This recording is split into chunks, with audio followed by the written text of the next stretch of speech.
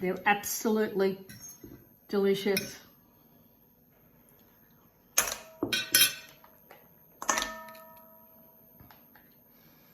The flavours and the texture of the tomato and the chilli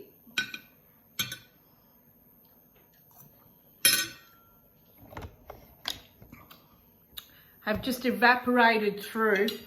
So the parsley and the chilli and the garlic have all come through when they steam up, and they've just come through the texture of the mussels, just like come through, and they've all,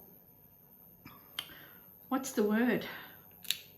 You got a word for it, Marco? Blends in. They